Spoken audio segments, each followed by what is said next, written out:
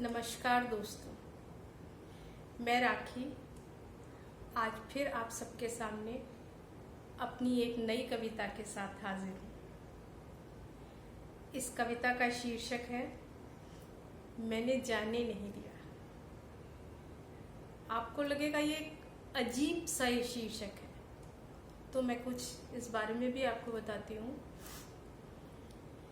ये कविता एक ऐसे प्रेमी युगल की है जो आपस में एक दूसरे से बिछड़ गए हैं। प्रेमी का तो नहीं पता कि वो कहाँ है, कैसा है। वक्त भी काफ़ी बीत गया है, लेकिन प्रेमिका आज भी अपने प्रेमी को भूल नहीं पाई है। वो जब तक उससे अकेले में बातें किया करती है और उसे याद किया करती है। तो मैं अपनी कविता की ओर चलती हूँ, पर उससे पहले आप सबको कुछ कहना चाहती हूँ। इससे पहले भी मैंने फेसबुक पे, इंस्टा पे अपनी बहुत सारी पोयम लिखी हैं। लोगों ने उन्हें बहुत पसंद किया, मेरा उत्साहवर्धन भी किया, पर साथ में एक सवाल बार बार मेरे सामने आया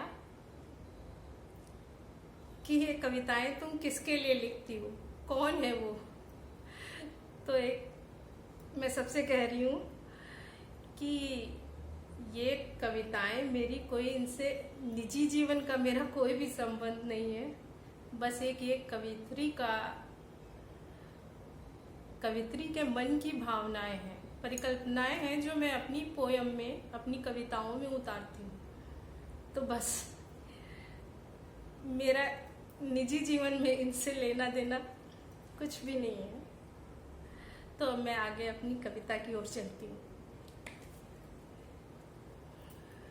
तुम चले गए, बस उन पलों को मैंने तुम्हारे साथ जाने नहीं दिया। तुम चले गए, बस उन पलों को मैंने तुम्हारे साथ जाने नहीं दिया। तुम्हारे बालों का वो हल्का सा घूमर, ध्यान दिया होगा आपने कि युवा अवस्था में जिनके बाल घुंघराले होते हैं, तो वो जैसे जैसे अवस्था बढ़ती है, उम्र बढ़ती है, तो वो बालों का घुंघरालापन कम हो जाता है और वो सीधे हो जाते हैं। तो वो याद करते हुए कहती है, उसे आज भी याद है कि तुम्हारे बालों का वो हल्का सा घूमर मैंने आज भी सीधा नहीं होने दिया। तुम्हारा वो सादा सफेद कुर्ता, जिसे वो अक्सर ही पहना करता था उसका प्रेमी, तो तुम्हारा वो सादा सफेद कुर्ता इतने अंतराल के बाद भी मैंने पीला नहीं पड़ने दिया। तुम्हारे होठों की वो धनुषी मुस्कुराहट, ध्यान दिया होगा आप सबने कि धनुष का आकार बहुत ही खूबसूरत सा आकार होता है। तो अगर उस आकार में कोई मुस्कुराए तो उसकी मुस्कुराहट बहुत सुंदर होएगी, बहुत ही प्यारी, ऐसा मेरा सोचना है। तो तुम्हारे होठों की वो धनुषी मुस्कुराहट दांतों के ढल जाने के बाद भी मैंने ढीली नहीं होने दी। धनुष तब तक ही खूबसूरत होता है जब तक कि वो, उसकी डोरी तनी हो। वो जरा भी टूटता है तो आकार उसका खराब हो जाता है। पर वो कहती है, प्रेम इतना है कि तुम्हारे होठों की वो धनुषी मुस्कुराहट दांतों के ढल जाने के बाद भी मैंने ढीली नहीं होने दी।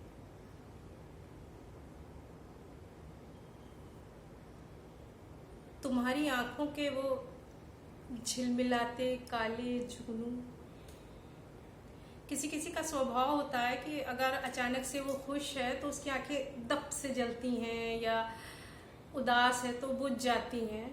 तो कुछ ऐसा ही रहा होगा उसका प्रेमी। तो कहती है कि तुम्हारी आंखों के वो झिलमिलाते काले जगमगाते जुगनू ऐनक लग जाने के बाद भी मैंने बुझने नहीं दी।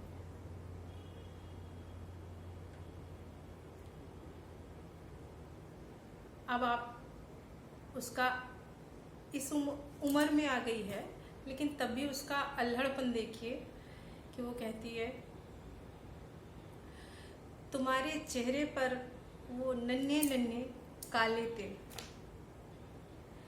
तुम्हारे चेहरे पर जड़े नन्हे नन्हे काले तिल, जिन्हें कि कभी वो अपनी युवा अवस्था में उसे छेड़ने के लिए चुलबुलाहट में गिना करती होगी। तो कहती है कि तुम्हारे चेहरे पर जड़े वो नन्हे नन्हे काले तिल,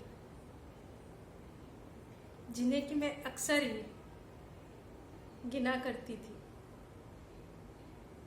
चेहरे पर झुर्रियां पड़ जाने के बाद भी झुर्रियों में छुपने नहीं दी। मैंने तुम्हारे वो काले तिल तुम्हारी झुर्रियों में आज भी छिपने नहीं दिए। इस अंतराल छाई तुम्हारी खामोशी, बहुत समय बीत गया है, कहाँ युवा अवस्था और कहाँ आप बिल्कुल ही प्रौढ़ावस्था। तो इतना अंतराल बीत जाने के बाद भी तुम्हारी खामोशी को मैंने सन्नाटा नहीं बनने दिया। आज भी वो अक्सर बैठ जाती है और अपने प्रेमी से वैसे ही बातें करती है जैसे कि वो सामने बैठा हो, और उसको जो कुछ भी बोलना होता है वो उससे वैसे ही बातें करती है कि जैसे आज भी वो उसके सामने हो। तो इस अंतराल छाई तुम्हारी खामोशी को मैंने आज भी सन्नाटा नहीं बनने दिया। और कितना कहूँ। अब प्रेम की पराकाष्ठा आप देखिएगा, एक टीस है, एक जिसे कहते हैं अतिरेक भाव है प्रेम का, जिसे वो कहना चाहती है, अपने शब्दों में बयान करना चाहती है।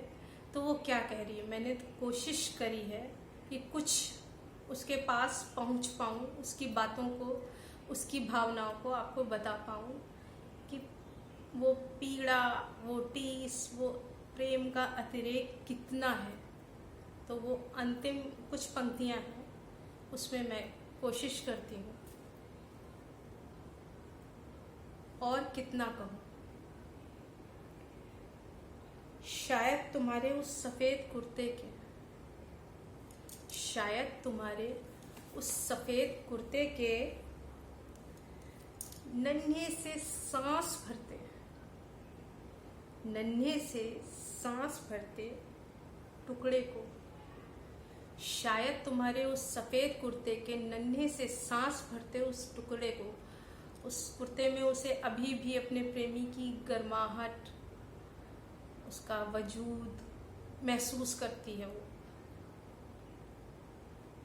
तो उस नन्हे से सांस भरते टुकड़े को अनजाने ही, वो जान नहीं पा रही, अनजाने में ही मैंने अपनी अनदेखी मुट्ठी में, मुट्ठी भी उसने बांधी नहीं है, महसूस हो रहा है।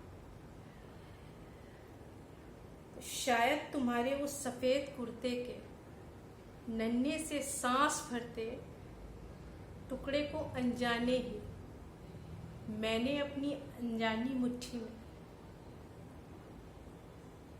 हौले से कहीं छुपा लिया। मतलब वो आज भी उस कुर्ते को पकड़े है।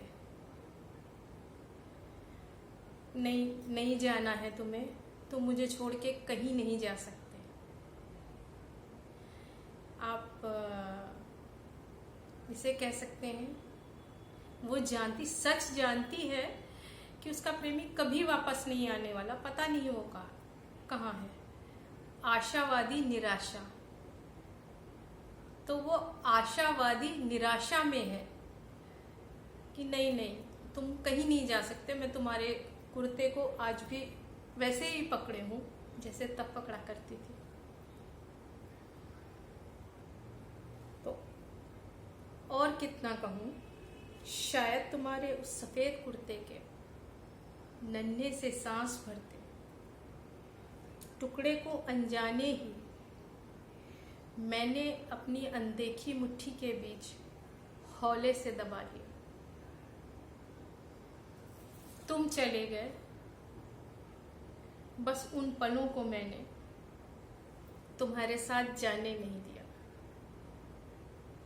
तुम चले गए, बस उन पलों को मैंने तुम्हारे साथ जाने नहीं दिया। अगर मेरी कविता पसंद आई हो, आप सबके मन तक कुछ थोड़ी सी भी पहुंची हो, तो इसे लाइक, शेयर, सब्सक्राइब जरूर करिएगा और कमेंट बॉक्स में कमेंट भी करिएगा। Thank you.